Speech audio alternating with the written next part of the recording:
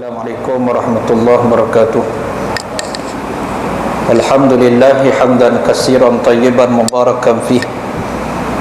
Wassalatu wassalamu ala Rasulillah wa ala alihi wa sahbihi wa mawalah. Subhanaka la ilma lana illa ma 'allamtana innaka antas samiul alim wa tub 'alaina innaka antat tawwabur rahim. Rabbi zidna ilma warzuqna fahma. La hawla wa la quwwata illa billahil aliyyil azim. Amma ba'd. Saban tahun kita diperdengarkan nasihat demi nasihat, peringatan demi peringatan, tazkirah demi tazkirah, yang mungkin kadang-kadang perkara yang diingatkan kepada kita adalah perkara yang sama, tetapi menjadi sifat yang penting bagi orang yang beriman kepada Allah Subhanahu wa taala, supaya kita tidak menjadi orang yang beriman yang rugi di sisi Allah Subhanahu wa taala. Seperti mana apa yang disebut oleh Allah dalam suratul Asr, wa tawasaw bil haqqi wa tawasaw bis sabr, iaitu berpesan-pesan di atas jalan kebenaran dan berpesan-pesan di atas jalan kesabaran. Berarti dua perkara ini penting dalam kehidupan orang yang beriman, iaitu mestilah kasih di atas jalan kebenaran, yang mana kebenaran itu al-haqqu min rabbik, iaitu kebenaran itu adalah yang datang daripada Allah Subhanahu wa taala. Kebenaran itu adalah perkara yang diredai oleh Allah Subhanahu wa taala. Kita bukan sahaja dituntut mencari ilmu yang benar, peringatan yang benar, bahkan yang dituntut kepada kita untuk bersabar di atas jalan peringatan, jalan nasihat, jalan tazkirah. Kenapa kita dituntut sabar untuk berada di atas jalan ilmu ini? Karena supaya kehidupan kita hari demi hari, maka kehidupan kita ini ada kualiti dalam kehidupan kita. Ibadat orang yang berilmu tak akan sama dengan ibadat orang yang jahil, tuan-tuan. Sembahyang orang yang berilmu tak akan sama dengan sembahyang orang yang jahil. 2 rakaat orang yang berilmu tak akan sama dengan 2 rakaat yang dikerjakan oleh orang yang jahil. Bahkan tidur orang yang berilmu tak akan sama dengan tidur orang yang jahil. Begitu kehebatan ilmu dan kehebatan nasihat, kehebatan tazkirah. Kerana kita semua pada hari ini memiliki hanya 3 hari sahaja, tuan-tuan. Pertama, hari semalam ataupun hari kemarin ataupun hari yang berlalu pada bulan lepas, tahun lepas, Ramadan yang lepas. Ini hari untuk kita bermuhasabah, hari untuk menjadi renungan kepada kita. Kemudian disebut kata hukama, kita memiliki hari ini, hari untuk kita berubah menjadi lebih baik daripada hari yang semalam. Kemudian kita memiliki, setiap di kalangan kita memiliki hari esok yang belum tentu menjadi milik kita. Maka sebab itu Ramadan esok belum tentu menjadi Ramadan milik kita. Yang menjadi milik kita adalah waktu, saat, detik dan ketika ini. Maka dengan sebab itu jadilah orang yang berilmu, yang melalui hari-hari Ramadan, hari yang penuh dengan keberkatan, penuh dengan kemuliaan, penuh dengan ganjaran, penuh dengan diimpikan oleh setiap orang yang mengasihi redha, rahmat dan juga keampunan daripada Allah Subhanahu wa taala. Sehingga para ulama salaf terdahulu, mereka berdoa dan memohon kepada Allah Subhanahu wa taala 6 bulan sebelum memasuki bulan Ramadan. Mereka berdoa bersungguh-sungguh agar Allah Ta'ala menyampaikan mereka ke dalam bulan Ramadan. Kesungguhan mereka untuk mendapatkan Ramadan dengan begitu hebat, sehingga 6 bulan persiapan mereka agar mereka dapat memasuki bulan Ramadan. Tetapi kita hari ini, Allah berikan kesempatan kepada kita Ramadan yang mulia. Allah Ta'ala berikan kesempatan kepada kita bulan yang penuh dengan berkat. Tetapi sebagian daripada kita mensia-siakan peluang keberkatan yang telah Allah Ta'ala pinjamkan kepada kita pada hari ini, tuan-tuan. Maka di antara maghrib dan isyak pada malam ni, tuan-tuan, ada 3 perkara yang ingin saya kongsikan supaya kehidupan kita ini bertambah baik. 3 perkara yang sangat bernilai di sisi Allah Subhanahu wa taala. Tuan-tuan, yang pertama yang sangat bernilai, yang mesti kita kena lakukan, tuan-tuan, adalah memperbaiki solat kita. Tuan-tuan, solat adalah suatu perkara yang sangat hebat di sisi Allah Subhanahu wa taala. Alangkah rugi, tuan-tuan, datang bulan Ramadan, ada sebahagian di kalangan kita yang datang solat sunat tarawih berjemaah, tetapi dalam masa yang sama dia tidak mendirikan solat sunat witir pada malam bulan Ramadan. Sedangkan keutamaan solat sunat witir itu tuan jauh lebih utama dan bernilai daripada solat sunat tarawih yang kita kerjakan. Maka dengan sebab itu, dan alangkah rugi juga orang yang datang solat sunat tarawih, dia datang solat sunat witir, tetapi dia tidak mendirikan solat sunat rawatib, solat sunat ba'diyah qabliyah. Tentang solat sunat rawatib itu, kata ulama, lebih utama daripada solat sunat witir, lebih utama daripada solat sunat tarawih yang dikerjakan. Berapa malam ni tuan-tuan saya duduk perhati, kalau ada jemaah dia tunggu untuk solat sunat tarawih selepas solat isyak, dia pun tunggu, dia tak sembahyang sunat rawatib. Ini orang yang rugi tuan-tuan. Rugi tuan-tuan, sebab dia meninggalkan keutamaan yang lebih utama daripada tarawih dan witir. Dan ada di kalangan kita yang hanya datang solat tarawih tanpa dia solat isyak secara berjemaah. Ini yang paling rugi tuan-tuan. Solat fardu yang dikerjakan secara berjemaah, berapa juta rakaat solat sunat yang kita dirikan dalam bulan Ramadan tidak dapat menandingi kehebatan ganjaran solat fardu yang dikerjakan secara berjemaah. Ini yang kita kena faham. Tuan-tuan, solat fardu berjemaah ini tak akan dapat ditandingi nilaiannya dengan solat sunat yang kita kerjakan. Tak akan dapat ditandingi. Jadi sebab itu, ini kerugian yang sangat besar apabila tiba Ramadan. Orang menganggap tarawih itu seolah-olah wajib sehingga meninggalkan kefarduan. Bahkan malam semalam tuan-tuan, saya bercakap dengan satu AJK masjid. Dia kata, Ustaz, tempat kami ni ada satu kes lagi berat. Dia kata, semayang tarawih tapi isyak tak semayang. Itu lagi berat. Isyak tak semayang. Sebab apa yang saya kata, macam mana Haji tahu dia tak semayang isyak? Kebetulan Ustaz, saya hari tu, dia kata kebetulan mari lambat juga. Ada seorang hamba Allah yang memang jarang kita nampak. Kebetulan saya nak beritahu pada dia, dan saya ni nak semayang isyak, waktu tu orang semayang tarawih. Jadi hamba Allah ni berkata, tak apa, dia kata dia nak salat tarawih dulu, nanti isyak dia buatlah lain kali, dia kata. Dia cakap macam tu. Maknanya apa? Kepahaman masyarakat yang songsang terhadap agama, silap faham terhadap agama, menyebabkan kita tidak tahu di manakah keutamaan yang sepatutnya kita isi dalam kehidupan kita. Jadi maka dengan sebab itu tuan-tuan, solat fardu jemaah ini tak akan kita akan jumpa nilaiannya. Sahabat Nabi SAW, di antaranya 10 sahabat yang dijamin syurga, mereka tidak pernah meninggalkan solat fardu berjemaah. Bahkan mereka ini tidak pernah disebut, kata ulama, menjadi makmum masbuk ataupun makmum muwafiq. Mereka tak pernah jadi makmum masbuk. Mereka semua jadi makmum yang sempat bertakbiratul ihram bersama dengan imam. Ini sahabat tuan-tuan. Sehingga satu ketika Abdul Rahman bin Auf, seorang sahabat yang sangat kaya, dia sedikit sibuk dengan perniagaannya, sehingga dia terluput daripada mengerjakan solat fardu secara berjemaah, iaitu sedikit terluput daripada bertakbiratul ihram bersama dengan imam. Dia sedikit terlewat. Bukan terluput rakaat, tetapi hanya terluput takbiratul ihram bersama dengan imam. Tetapi Abdul Rahman bin Auf ni, dia punya rasa kesal, rasa kecewa dalam diri dia, rasa menyesal yang tidak sudah-sudah. Selesai salat, jumpa dengan Rasulullah. Ya Rasulullah, kira-kira kalau aku infakkan 600 ekor unta bagi membayar tebusan nilaian takbiratul ihram yang aku terluput seketika tadi, apakah kira-kira ia terbayar? Kata Rasulullah, tidak wahai Abdul Rahman bin Auf. Tuan-tuan, 600 ekor unta tidak dapat ditandingi dengan takbiratul ihram bersama dengan imam. Berapa nilaian 600 ekor unta? Mudah-mudah kita buat kira tuan-tuan. 1 ekor 5,000, 600 ekor 3 juta. 3 juta ringgit tuan-tuan tak dapat nak bayar takbiratul ihram yang kita terluput daripada imam.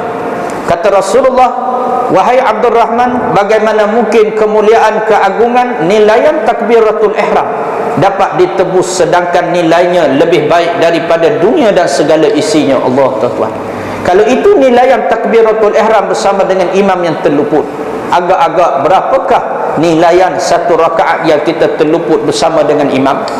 Agak-agak berapakah kerugian kita saat kita mendirikan salat secara tidak berjemaah apabila kita mendirikan salat fardu? Jadi maka dengan sebab itu, persoalan yang sedemikian tuan-tuan mesti kita tanya dalam diri kita, supaya timbul rasa penyesalan.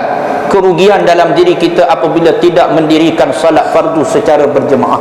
Maka dengan sebab itu tuan-tuan, salat fardu berjemaah ini sangat dituntut. Lebih-lebih lagi tuan-tuan, paling-paling tidak, jagalah dua salat yang dijanjikan kemuliaan, keagungan, kehebatan, ganjaran, iaitu salat isyak dan juga salat subuh dengan berjemaah. Nabi sebut dalam satu hadis, kata Nabi SAW, man syahidal isyak fi jama'atin kana lahu qiyam nisfi lailatin. Siapa yang salat isyak secara berjemaah, dalam hadis yang sahih Nabi sebut, seumpama dia telah berqiyamul lail setengah malam.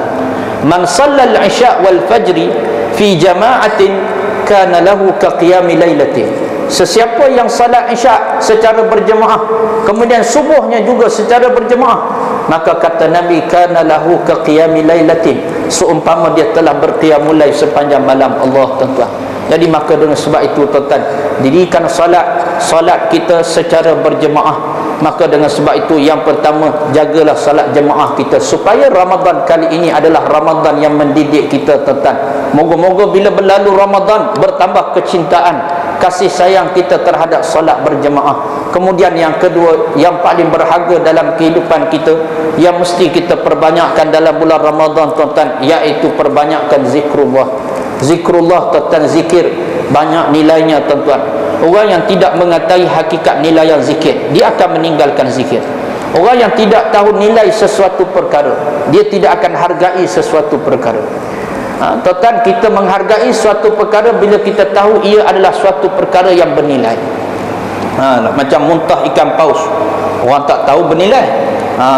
Jadi semua orang declare tu muntah ikan paus, tak tahu muntah siapa.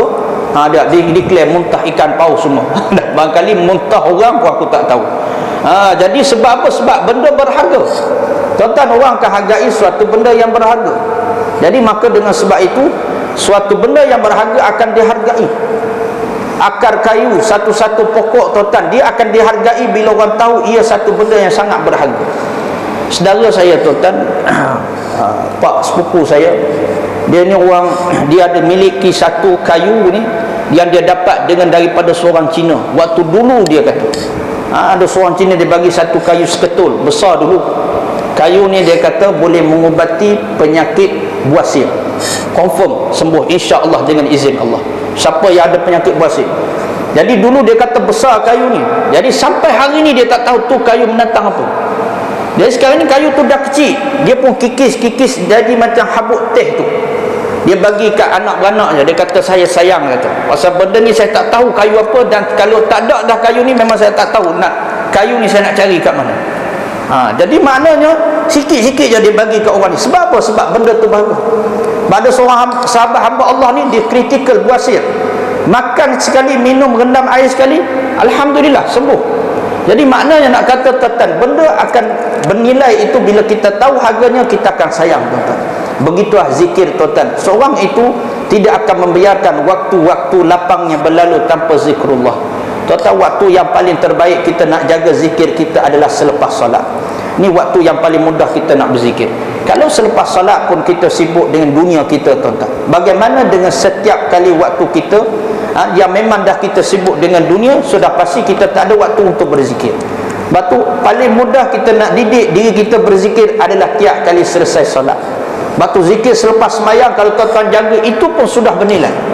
Di antara yang Nabi ajar zikir selepas salat, adanya zikir la ilaha illallah wahdahu la syarikalah, lahul mulku wa lahul hamd, yuhyi wa yumitu wa huwa ala kulli syai'in qadir. Yang diajar sebut 10 kali selepas subuh, dan juga kata ulama sebut 10 kali selepas maghrib. Maka ganjarannya disebut oleh Nabi SAW, kutibat lahu asyru hasanah. Allah Ta'ala tulis baginya 10 kebaikan dengan 10 kali perkataan tadi. Wa muhiya anhu asyru sayyi'at. Allah Ta'ala ampun 10 kesalahan dia, Allah padam 10 kesalahan dia. Kemudian Allah Ta'ala angkat 10 darjat dia. Darjat kemuliaan diangkat dengan 10 darjat. Yang satu-satu darjat itu, kata ulama, tidak ternilai berapa tingginya. Satu darjat tak ternilai berapa tingginya, tuan-tuan. Jadi maka sebab itu, maka sebutkan zikir ini. Di antara yang lain diajar kita menyebut zikir Allahumma ajirna minan nar 7 kali. Tiap kali lepas subuh 7 kali, lepas maghrib pun 7 kali Allahumma ajirna minan nar.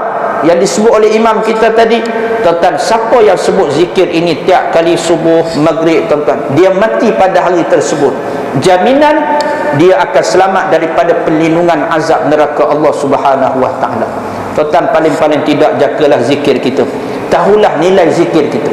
Dan satu zikir lagi yang boleh mengampunkan dosa kita yang begitu banyak, yang Nabi janjikan dalam satu hadis yang sahih. Nabi sebut, tuan-tuan, man sabbahallah fi dubur kulli salatin, siapa dia bertasbih kepada Allah tiap kali selepas salat, subhanallah subhanallah salasan wa salasin, 33 kali kata Nabi. Wa hamidallah salasan wa salasin, dia bertahmid pula kepada Allah, alhamdulillah alhamdulillah alhamdulillah, 33 kali. Kemudian wa kabbarallah salasan wa salasin, bertakbir pada Allah sebanyak 33 kali. Allahu akbar Allahu akbar Allahu akbar. Nabi sebut yang kesemuanya itu 99 kali, dan ditutup dengan qala tamamal mi'ah, dicukupkan dengan yang ke-100 dengan kalimat la ilaha illallah wahdahu la syarikalah, lahul mulku wa lahul hamd, yuhyi wa yumit wa huwa ala kulli syai'in qadir. Tuan-tuan, siapa dia buat tiap kali lepas sembahyang subhanallah alhamdulillah Allahu akbar, satu solat dia dapat keampunan yang dijanjikan oleh Rasulullah, dosanya diampun walau sebanyak buih di lautan Allah. Tuan-tuan, bayangkan tuan-tuan, satu solat kita buat zikir Fatimah. Bayangkan kalau kita lepas isyak buat. Sebab tu kita kena anggap solat kita adalah solat yang terakhir, tuan-tuan. Ibadat yang kita buat adalah ibadat yang terakhir. Kalau kita buat solat itu seperti solat yang terakhir, kita akan jaga zikir selepas solat. Kalau kita akan buat wuduk itu seperti mana itulah kali terakhir kita berwuduk, nescaya kita akan buat tertib wuduk yang terbaik. Bahkan kita akan baca doa setiap kali selepas berwuduk, yang jarang orang buat, tetapi biar kita buat. Asyhadu an la ilaha illallah wahdahu la syarikalah wa anna muhammadan abduhu wa rasuluh. Siapa yang baca tiap kali dia berwuduk, Nabi jamin akhirat kelak dia boleh pilih pintu syurga mana yang dia nak masuk. Ini jaminan Rasulullah. Sebab itu tuan-tuan, dulu memang saya jarang baca doa wuduk ni. Tapi selepas saya mengikuti pengajian guru mulia kita, dan guru mulia kita selalu duk sebut ganjaran selepas doa baca wuduk ni besar ganjarannya. Dia duk baca hadis-hadis Nabi, menyebabkan kita rasa alangkah ruginya aku di saat Allah Ta'ala beri peluang untuk pilih pintu syurga mana yang aku nak masuk dengan doa yang cukup ringkas, tetapi kita tak buat, tuan-tuan. Sebab itu wuduk kita, ibadat kita, jadikan ia sebagai ibadat yang terakhir. Sebab tu tak sama, tuan-tuan. 1 jam orang yang berilmu tak akan sama dengan 1 jam orang yang jahil. Dia tak akan sama, tuan-tuan. Salat 2 rakaat subuh orang yang berilmu tak akan sama dengan salat 2 rakaat orang yang jahil. Sebab itu kehidupan orang yang alim itu berkat. Kerana pada setiap saat pelakuan yang dibuat itu adalah dalam keadaan dia mengetahui hakikat nilaian ganjaran yang telah dijanjikan oleh Allah Subhanahu wa taala. Kemudian tuan-tuan, yang terakhir, yang ketiga perkara yang paling bernilai selain daripada zikrullah, selain daripada salat, iaitu doa munajat kita pada Allah Subhanahu wa taala. Ramadan adalah bulan yang terbaik untuk kita berdoa pada Allah, tuan-tuan. Doa dalam bulan Ramadan, doa orang yang berpuasa dimustajab. Apatah lagi dia bukan saja berpuasa, dia berdoa di saat waktu berbuka, lagi mustajab. Apatah lagi yang berdoa itu saat itu dia tengah dizalimi, lagi mustajab. Saat itu pula yang berdoa itu adalah seorang mak dan ayah yang doa untuk anaknya, lagi mustajab. Dan saat itu pula tiba-tiba hujan turun, tuan-tuan, lagi bertambah mustajab doa dia. Maka dengan sebab itu, tuan-tuan, doa adalah satu perkara yang sangat bernilai. Jaminan daripada Allah dalam surah Ghafir ayat yang ke-60, ud'uni astajib lakum. Siapa yang berdoa confirm kata Allah, aku perkenankan doa dia. Sebab itu, tuan-tuan, kerana doa ini satu benda yang sangat ajaib, maka kita diajar pelihara lisan kita. Waktu kita berpuasa, jaga lisan kita, kerana apapun yang disebut oleh lisan kita mudah dimakbulkan oleh Allah. Jadi sebab tu kita disuruh jaga lisan kita, tuan-tuan. Apatah lagi lisan itu lisan mak dan ayah, lagilah kena jaga. Sebab apa, tuan-tuan? Lisan kita ni dia macam doa. Bahkan bila lisan kita selalu duk sebut benda baik, maka baiklah akan jadi hidup kita. Ya, jadi maka sebab itu kata ulama, bila kamu mimpi satu mimpi yang buruk, jangan kamu duk jaja mimpi buruk kamu pada orang. Takut-takut kamu akan ditimpa benda buruk sungguh. Kita mimpi kita ditimpa musibah. Kita pun duk jaja, lepas bangun tidur aku ni duk mimpi benda musibah. Esok duk tajuk orang musibah ni lama-lama termusibah sungguh kehidupan. Jadi sebab tu kita diajar sebut benda yang baik-baik. Bahkan apa yang keluar daripada mulut, perkataan mulut dan ayah, mak dan ayah, lagilah kena keluar perkataan yang baik-baik. Walaupun sejahat mana pun anak kita, kita dituntut untuk berkata-kata baik. Orang tua dulu tuan-tuan, anak dia jahat macam mana pun, dia akan sebut, dia akan kata apa, bertuah punya anak. Itu keluar daripada perkataan dulu. Bertuah punya anak. Walaupun tangan ni nak beri penampar pada anak ni, tapi dia kata bertuah punya anak. Jadi maknanya apa? Dia doa, lama-lama bertuah sungguh anak yang jahat dulunya lalu jadi soleh akhirnya. Ni kerana doa mak dan ayah. Satu kisah yang menarik tuan-tuan yang diceritakan oleh seorang yang alim. Jadi dia cerita ada sepasang suami isteri. Sepasang suami isteri orang Arab, dia ada anak lelaki yang agak nakal sikit. Satu ketika ada tetamu yang nak datang ke rumah dia. Jadi tetamu nak datang rumah, jadi orang rumah ni pun duk siaplah buat hidangan makanan. Tetamu istimewa nak datang, jadi isteri dia pun memasak daripada pagi sampai tengah hari memasak. Jadi bila dah siap masakan hidangan yang banyak ni tuan-tuan, memasak dah siap semua hidangan-hidangan, tiba-tiba anak yang nakal ni kebetulan dia duduk main pasir. Dia ambil pasir tuan-tuan, dia tabur atas semua hidangan yang telah siap dimasak. Allah tuan-tuan, kalau saat itu kita berada pada ketika dan keadaan mak ni, apa kata-kata yang keluar daripada mulut mak ni agak-agak? Kamu ni anak siapa? Dia katanya dah, walhal tu anak dia yang mengandung, dia yang melahirkan anak tu. Tapi sebab kerana nak marah, mu ni anak siapa? Ataupun barangkali dia kata, mu ni keturunan siapa dia pula ni yang perangai macam ni? Tapi mak yang hebat ini, bila mana dia nak marah pada anak dia, dia sebut apa dia? Dia kata, kamu pergi ke Masjidil Haram jadi imam kat sana, dia kata. Dia cakap macam tu. Dia kata, mu jadi imam kat Masjidil Haram, pergilah sana, dia kata. Ni mak ni nak marah sangat. Berkat doa mak ni tuan-tuan, anak ni besar tuan-tuan jadi imam sungguh, imam Masjidil Haram sungguh, iaitu yang bernama Syekh Abdul Rahman As-Sudais. Allah tuan-tuan, hebat tuan-tuan. Bagaimana doa seorang mak yang hanya sebut macam tu. Sebab tu kita nak anak kita soleh tuan-tuan, sebut yang baik-baik pada anak kita. Jahat macam mana, soleh punya anak aku, baik punya orang. Jadi kerana apa tuan-tuan? Kerana setiap kalam kita pasti dimustajab oleh Allah Subhanahu Wa Taala. Sebab tu tuan-tuan, doa adalah benda yang sangat bernilai. Kerugian orang yang berpuasa bila dia kedekut berdoa kepada Allah. Sebab tu Nabi selalu doa. Nabi minta apa tuan-tuan? Di antara Nabi minta ampun pada Allah. Nabi dalam bulan Ramadan orang yang paling banyak minta ampun pada Allah. Sedangkan beliau, baginda, tak pernah melakukan dosa pada Allah. Baginda Rasulullah tak pernah lalai, tidak pernah melakukan maksiat. Lisan baginda tak pernah berbohong. Lisan baginda tak pernah mengadu domba. Lisan baginda tak pernah bercakap bohong. Tetapi lisan baginda pemurah dengan memohon ampun pada Allah. Sedangkan lisan kita tuan-tuan penuh dengan maksiat. Lisan kita penuh dengan dusta. Lisan kita penuh dengan adu domba. Tetapi lisan yang sama mengharapkan syurga Allah. Banyak cantik muka kita tuan-tuan. Bakhil kita dalam beristighfar, tapi nak masuk syurga Allah yang paling tinggi. Jadi maka dengan sebab itu tuan-tuan, Rasulullah orang yang tak pernah lalai, sehingga disebut kata ulama, tidur Nabi pun tak pernah lalai tuan-tuan. Tidur Rasulullah pun tak pernah lalai. Tidur Nabi tak pernah lalai tuan-tuan.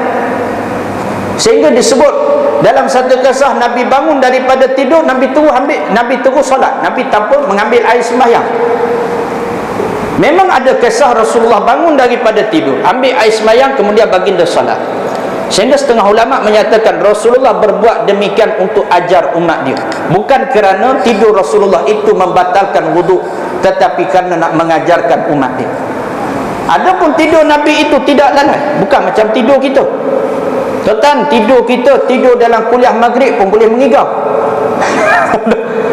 Dia kata kena aku malam ni, yang selalu tidur dalam kuliah. Jadi maka sebab tu tuan-tuan, tidur kita banyak lalai, hidup kita banyak lalai, kena minta doa ampun banyak-banyak pada Allah dalam bulan Ramadan. Sebab tu tuan-tuan, bulan Ramadan banyak minta syurga daripada Allah. Allahumma inna nas'aluka ridhaka wal jannah wa na'udzubika min sakhatika wan nar. Selalu minta tiap-tiap kali lepas sembahyang, bahkan tiap kali hampir waktu berbuka puasa, minta Allahumma inna nas'aluka ridhaka wal jannah wa na'udzubika min sakhatika wan nar, supaya Allah redakan syurga pada kita tuan-tuan. Jadi maka sebab itu Ramadan bulan yang terbaik untuk kita berdoa. Walaupun setiap waktu ustaz-ustaz selalu duk sebut Ramadan bulan berdoa, Ramadan bulan zikrullah, Ramadan bulan salat berjemaah, salat sunat diperbanyakkan dalam bulan ini. Tetapi sentiasa kita ingatkan supaya bertambah lagi keyakinan untuk kita ini berdoa pada Allah Subhanahu wa taala. Ni malam ni tuan-tuan, dengan sama-sama kita aminkan doa ini. Moga-moga Allah jadikan seluruh wajah muslimin muslimat yang ada dalam surah At-Taqwa pada malam yang mulia ini dalam bulan Ramadan, terhimpun kita semua di dalam syurga Firdaus tanpa hisab. Amin ya rabbal alamin. Tuan-tuan, wajah kita semua insya-Allah yakin tuan-tuan ada dalam syurga Allah. Maka dengan sebab itu kena banyak minta doa. Doalah dengan penuh keyakinan tuan-tuan. Nak minta apa tuan-tuan? Doa. Nak minta diberikan kekuatan dalam beribadah, doa. Nak minta diberikan iaitu kesihatan, berdoa. Dilapangkan kubur kita, doa. Diberikan kemurahan rezeki tuan-tuan dengan doa. Maka dengan sebab itu doa adalah satu benda yang sangat ajaib yang disebut oleh Allah Subhanahu dalam Al-Quran, ud'uni astajib lakum. Kamu minta pasti aku berikan kepada kamu. Jadi maka dengan sebab itu tuan-tuan, itu di antara yang boleh saya kongsikan pada malam yang mulia ini sebagai perkongsian ringkas, iaitu di antara 3 perkara yang sangat berharga yang moga-moga kita jaga malam ni tuan-tuan. Iaitu saya ulang balik, mungkin di kalangan kita tak sempat tadi, solat yang saya nak sebut saya yang penting tuan-tuan, solat. Nak solat ni tolonglah, kalau nak solat sunat, bukan maknanya kerana kita tahu nilai keutamaan solat sunat, ba'diyah, qabliyah lagi bernilai daripada witir, lebih bernilai daripada tarawih. Sebab itu kalau kita nak buat, alang-alang dah datang surau, buat ba'diyah, buat qabliyah, dan kemudian buat juga tarawih dan buat juga witir. Kalau tak buat tuan-tuan, buat tarawih saja, lepas tarawih balik, rugi kita, sebab witir lagi hebat daripada tarawih. Ni maka dengan sebab itu, jadi biar kita tahu, biar kita istiqamah. Benda ni selalulah AJK suruh saya selalu sebut. Lepas tu setengah surau dia buat iftar waktu mana kemuncak ada orang yang datang ramai ke surau. Baru ni semalam ada surau dia buat iftar sebelum berbuka puasa, sebab dia kata sini ustaz waktu lain tak ramai orang, waktu berbuka puasa ramai orang. Jadi sebelum buka puasa buat tazkirah. Malam ada pula tazkirah buat di antara 4 rakaat, dia tak nak bagi jemaah lagi. Ada juga macam tu. Dia kata ustaz kalau buat lepas lapang hampir separuh jemaah lagi. Jadi malam tu saya beritahu siap-siap, siapa lari malam ni dia dapat kerugian yang sangat besar. Dia tidak beritir bersama dengan imam. Ada juga lagi, cuma sikit-sikit lah daripada yang semalam. Jadi makna lagi juga tapi sikit. Jadi ya.